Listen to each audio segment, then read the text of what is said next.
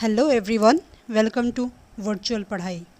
So before discussing about the slave dynasty, let me give a brief introduction of Mohammad Ghori.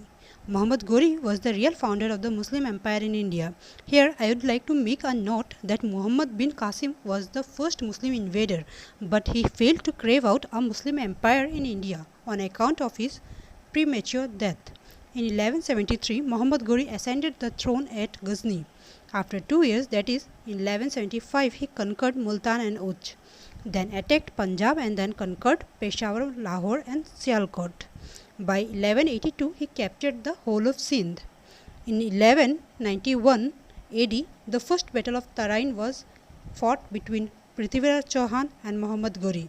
Prithviraj Chauhan became victorious and left Ghori alive. The very next year, the second battle of Tarain was fought, that is in 1192. But this time, it was Muhammad Ghori who won the battle.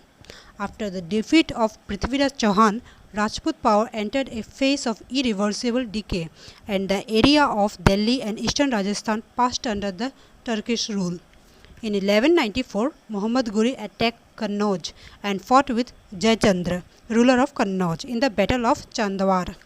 Jayachandra was killed, and this laid the foundation of the Turkish rule in the northern India.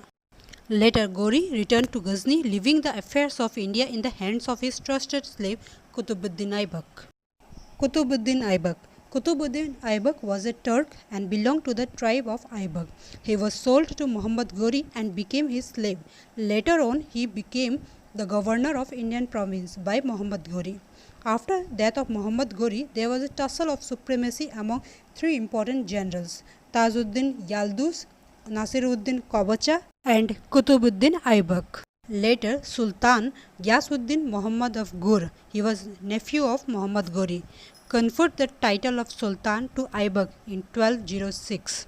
This led to the establishment of Slave Dynasty or the Mamluk Dynasty.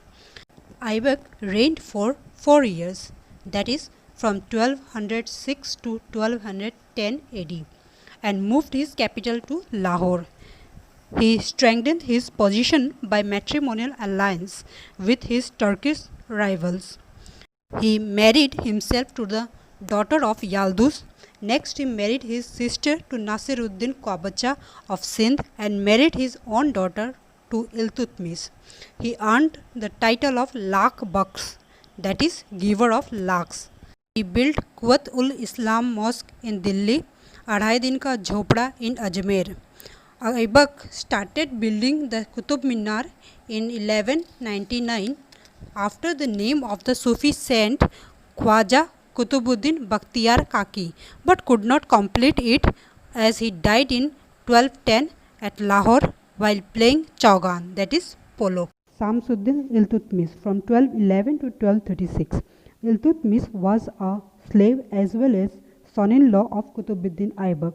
He was governor of Badaun and came to power by removing Aram Baks. He belonged to Ilbari tribe, so the successors are known as Ilbari Turks. Iltutmish was an intelligent ruler, and this we know from the fact that once Jalaluddin, an enemy of Genghis Khan, asked help from Iltutmish, but Iltutmish refused to help him and thus saved his empire from the anger of Genghis Khan. Iltutmish introduced the Ekta system. It was collection of revenue. He introduced two basic coins: silver tanka, copper jetal. Khutbah was read in his name. He introduced Chahalgani or the group of 40. It was a group of 40 loyal slaves of Iltutmish. He completed construction of Qutub Minar in Delhi. In 1229, he received Mansur.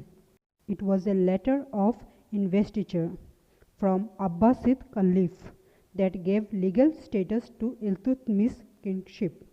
In 1236, he died and nominated Razia Sultan as his successor. For a short period of time, Rukuddin was crowned as the Sultan in the year 1236 from April to November. He was a weak ruler and could not manage the affairs of the state. He was dethroned by Razia. Razia, 1236 to 1240. Razia, dressed as a man administered justice in open court, and personally led armies. Jalaluddin, Yaqut, and Abbasid slave became her favorite. It was not liked by the nobles. Razia tried to concentrate power in her own hands, and her primary aim was to make the Turkish slaves obey to the throne. In 1239-1240, she crushed some of the rebellious Iqtidar, but Altunia killed Yaqut and took Razia to prison. Razia married Altunia and both tried to capture Delhi but failed. Both were killed. After Razia's death, 3 rulers came to the power, but they were only for the name. Bahram Shah from 1240 to 42, Masood Shah from 1242 to 46, Nasiruddin Muhammad from 1246 to 66. Nasiruddin Muhammad married Balban's daughter and made Balban Malik Naib. He was the prime minister of Nasiruddin Muhammad and awarded him the title of Ulugh Khan. Ulugh means great. Later, Balban poisoned Nasiruddin in 1266 and captured the throne. Balban 1266 to 1287. Balban's original name was Bahauddin. With his accession began the Balbani dynasty. He was part of Chahalgani and knew its power, so he abolished the power of Chahalgani.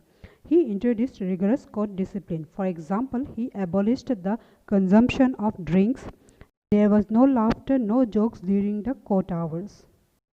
He introduced Sijda and Paibos, that is, kissing the Sultan's feet.